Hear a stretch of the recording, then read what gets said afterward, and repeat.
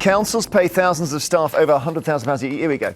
Now, they always say it's more than the Prime Minister, but it's quite a lot of money, isn't it, Kevin? It is. There's 3,106 up 347 now paid over 100,000 a year. You'd expect the number to go up as people get pay rises, and they've just had inflation 11%. And of course, the truth is, councils have to compete with the private sector. They have budgets that can run into hundreds of millions of pounds and delivering education and social services, as well as making sure your roads are supposedly pothole-free and emptying your bins and running your parks. So they are quite complex organisations. But no, it does feel a lot, but they're having to compete. Unless you're matching what's been in the private sector, you're going to get people who aren't capable of running an organisation. Yeah, well, do you buy that? Well, I don't care how much people get paid. I care about performance. So whether how complex a company is, you have to lead it. You have to lead it efficiently, effectively, and you have to make sure your consumer and customer is happy with your service. I bet you if you put a poll out there today saying, are you happy with the way that your council treats you when you pick up the phone or have a query, 90% of people say no, because we get passed from pillar to post. The services that we want at a basic level aren't delivered properly. So why are these people getting big fat checks like that? I don't know what the Birmingham figure is, but Birmingham has gone bankrupt, basically. Now, what I fear is the person who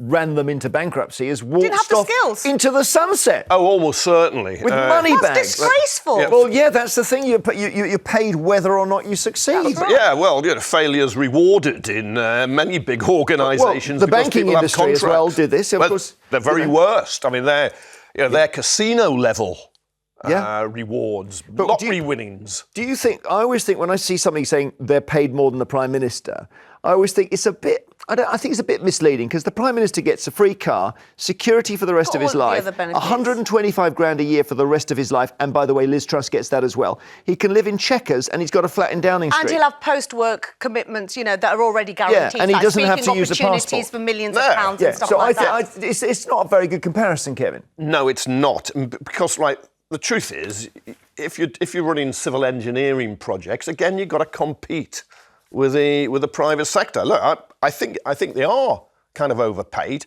but how do you reduce that? You'd have to reduce it across the economy, the inequality across the economy. The private sector is held accountable, and I think, I don't think these council leaders are. I think that it's very difficult regular elections.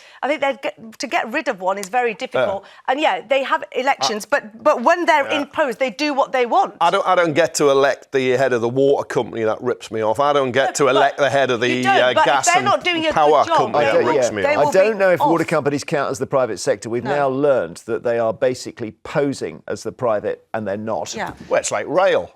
Most of those train companies, they're often foreign, but they're basically run by the government. Yeah. Except you don't have total control. Yeah, we're just shoveling because something's gone wrong. Bonkers. Something's gone wrong at a big level. Well, that should be the name of this programme.